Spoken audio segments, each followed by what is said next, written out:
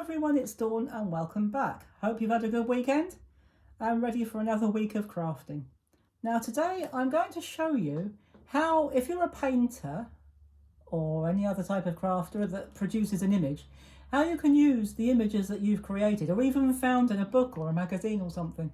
Now just a little aside here, if you're using a magazine image, that's fine as long as you're not selling your products, because if you are, you could find yourself in breach of copyright.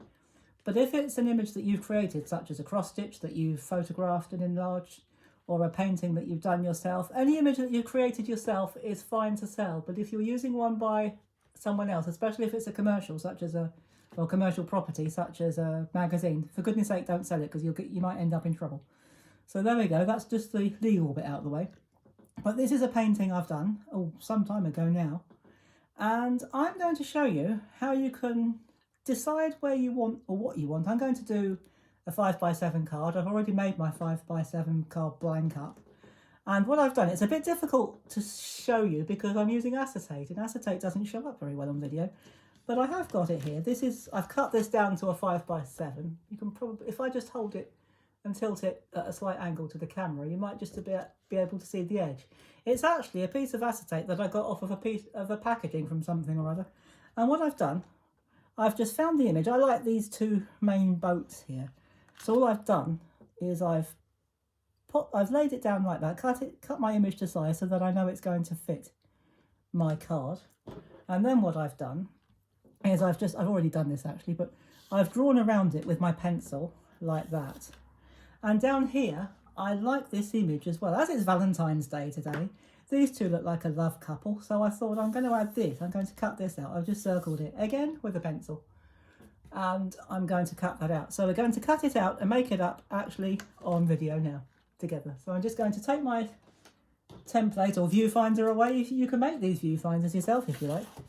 And I'm just going to turn it upside down just so that I can see to cut. And I'm going to cut marginally inside the line so that I'm not left with a pencil line, because I don't like pencil line showing by the time I've finished.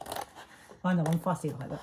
Some people don't mind a bit of pencil line, but I don't like it, so I'm going to just make sure that it's not there. But if you do find you've got a bit of pencil line, you can just cut it out or rub it out. If it's just an ordinary pencil, just grab yourself a rubber. And there's a tiny bit there, but actually I'm not bothered about that. I don't think it's going to show too much.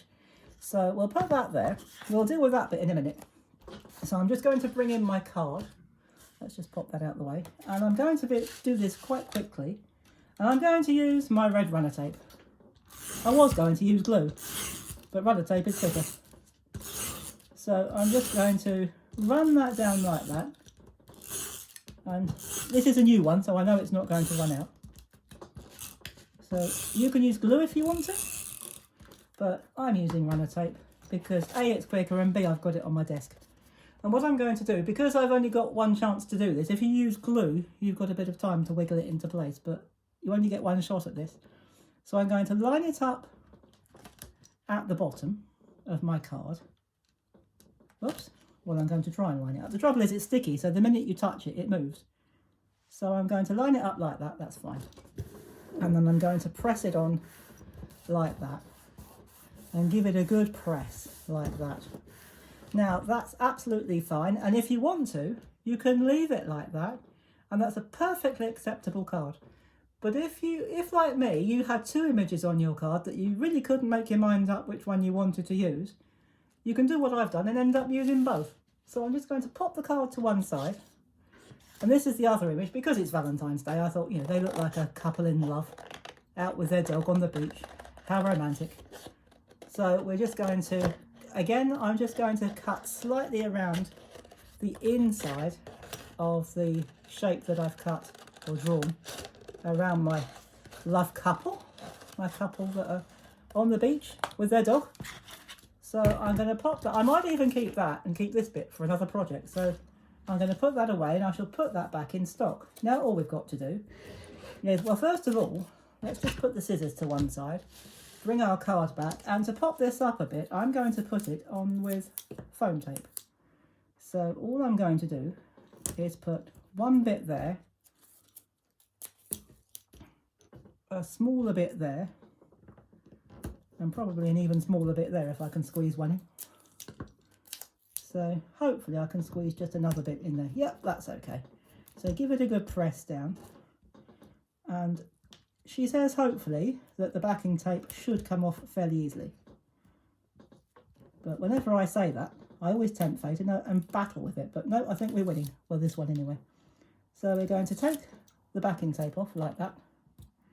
And then all we've got to do is decide where we're going to put our image.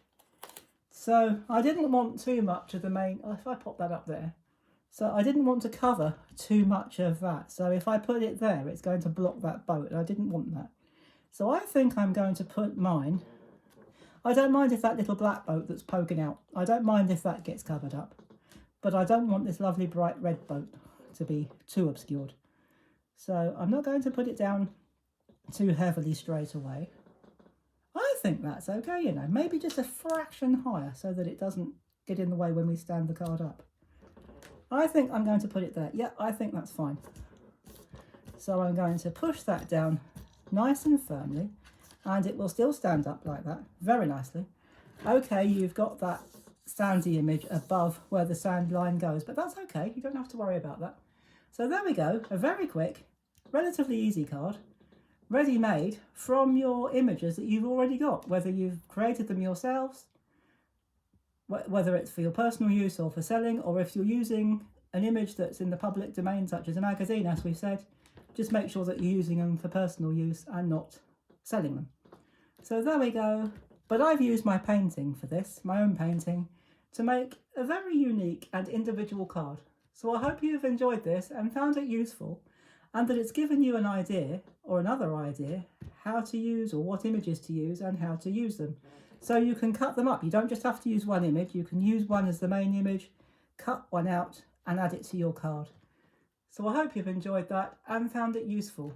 And when I come back again in a couple of days' time, I'll be showing you a different way and how to create a background with the images and your other crafts and arts that you already enjoy doing, I'm sure. So until then, thank you very much for watching, and do remember, if you haven't already, to hit that subscribe button and click the notification bell, then you'll never miss another video. I've still got lots more to show you, and I will see you very soon. And in the meantime, thank you so much for watching, I do appreciate it, and welcome to our new subscribers. Lovely to have you on board. And stay safe everybody, have fun, and as always, happy crafting. Bye bye for now.